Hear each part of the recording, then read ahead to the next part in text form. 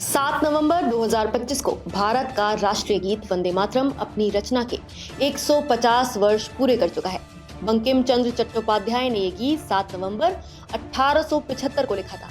एक ऐसा गीत जिसने भारतीय स्वतंत्रता आंदोलन को प्रेरणा दी और अंग्रेजी राज के खिलाफ क्रांति का नारा बना। लेकिन यही गीत आज भी भारत की राजनीति और समाज में एक गहरी धार्मिक बहस का विषय है, क्योंकि कुछ मुसलमान इसे इस्लाम विरोधी मानते हैं। सवाल उठता है, आखिर क्यों? बंकिम चंद्र चट्टोपाध्याय ने वंदे मातरम को अपने उपन्यास आनंद मठ में शामिल किया था, जो 1882 में प्रकाशित हुआ। उपन्यास 18वीं सदी के सन्यासी विद्रोह पर आधारित था, जिसमें देशभक्त साधु अंग्रेजी शासन और नवाबी सत्ता के खिलाफ लड़ते हैं। गीत में मातृभूमि को मां दुर्गा के रूप में रूपायित किया गया है। तो ही दुर्गा दश प्रहर धारिणी जैसी पंक्तियां भारत भूमि को देवी के रूप में पूजती हैं। बंकिम चंद्र का उद्देश्य धार्मिक पूजा नहीं बल्कि राष्ट्र प्रेम की भावना जगाना था, लेकिन इस देवी छवि ने बाद में धार्मिक विवाद को जन्म दिया। 1896 में रविन्द्रनाथ टैगोर ने कांग्रेस अधिवेशन में वंदे मातरम पहली बार गाया। 1905 के बंगाल विभाजन विरोधी आंदोलन में ये गीत स्वतंत्रता सेनानियों की जुबान पर छा गया। लाल बालपाल की सभाओं से लेकर क्रांतिकारियों की जेलों तक ये गीत अंग्रेजों के खिलाफ राष्ट्र मंत्र बन गया। अंग्रेजों ने इसके प्रभाव को देखकर 1907 में सार्वजनिक स्थलों पर इसके गायन पर प्रतिबंध तक लगा दिया। अंग्रेजों ने हिंदू मुस्लिम एकता को तोड़ने के लिए इस गीत को निशाना बनाया। 1909 के मुस्लिम लीग अधिवेशन अमृतसर में अध्यक्ष सैयद अली इमाम ने वंदे मातरम को इस्लाम विरोधी कहा। उनका तर्क था कि इस्लाम में अल्लाह के सिवा किसी अन्य की आराधना नहीं की जा सकती, जबकि वंदे मातरम में मां की पूजा के तत्व हैं। इस प्रकार राजनीतिक विवाद धार्मिक बहस में बदल गया। मुस्लिम असहमति और अंग्रेजों की साजिश के बीच कांग्रेस ने समझौते की राह चुनी। 1937 में गठित एक विशेष समिति, जिसमें रविन्द्रनाथ टैगोर, जवाहरलाल नेहरू, मौलाना अबुल कलाम आजाद और सुभाष चंद्र बोस शामिल थे, ने तय किया कि केवल गीत के पहले 2 पद गाए जाएंगे, जिनमें कोई धार्मिक या देवी संबंधी भाव नहीं है। लेकिन मोहम्मद अली जिन्ना ने इसे अस्वीकार किया और 1938 में नेहरू को लिखा कि वंदे मातरम को पूरी तरह त्याग दिया जाए।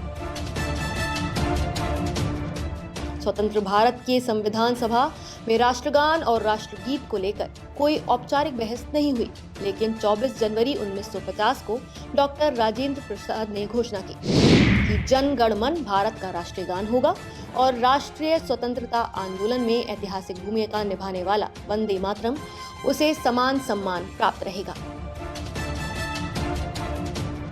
इस प्रकार वंदे मातरम को राष्ट्रीय गीत यानी नेशनल सॉन्ग का दर्जा मिला, परंतु इसे राष्ट्रगान की कानूनी स्थिति नहीं दी गई।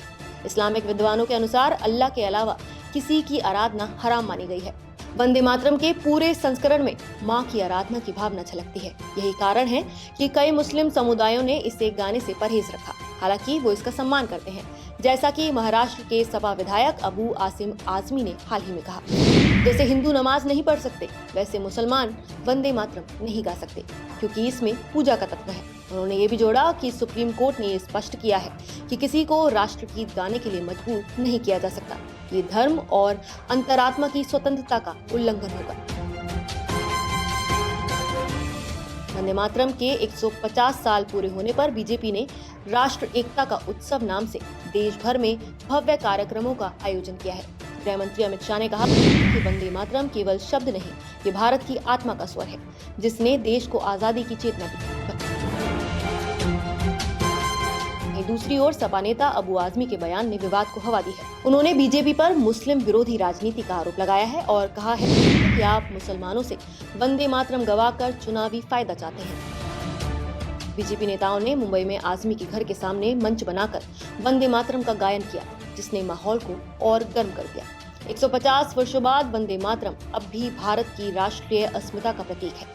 कई मुस्लिम बुद्धिजीवी मानते हैं कि अगर गीत को पूजा नहीं, देशभक्ति की भावना के रूप में देखा जाए तो इसमें किसी धर्म का अपमान नहीं है। स्वयं बंकिम चंद्र चट्टोपाध्याय ने लिखा था कि बंगाल हिंदू और मुसलमान दोनों का है। वंदे मातरम उस युग का गीत था जब धर्म नहीं बल्कि मातृभूमि के प्रति प्रेम ही सबसे बड़ा धर्म था। वंदे मातरम के विरोध का मूल कारण धार्मिक पूजा से जुड़ा अर्थ है, न कि राष्ट्रभक्ति से इनकार। इस्लाम में किसी को अल्लाह के सिवा नमन करना निषिद्ध है, इसलिए कुछ मुसलमान इसे गाने से बचते हैं। फिर भी भारत का संविधान हर नागरिक को ये स्वतंत्रता देता है कि इस गीत का सम्मान करे या गायन से परहेज दोनों ही देशभक्ति की सीमाओं में वैध है। तो क्या वंदे मातरम को पूजा नहीं बल्कि देशभक्ति के प्रतीक के रूप में देखा जाना चाहिए? आपका इस पूरे मुद्दे पर क्या कहना है? हमें अपनी राय कमेंट करके जरूर बताएं। नमस्कार, मैं हूं मानक गुप्ता। अगर आपको हमारा ये वीडियो पसंद आया हो तो इसे लाइक और शेयर जरूर करें और हाँ, हमें सब्सक्राइब और फॉलो करना ना भूलें ताकि आप देश और दुनिया की कोई खबर मिस ना करें। तो जुड़े रहिए हमारे साथ और देखते रहिए न्यूज़ 24।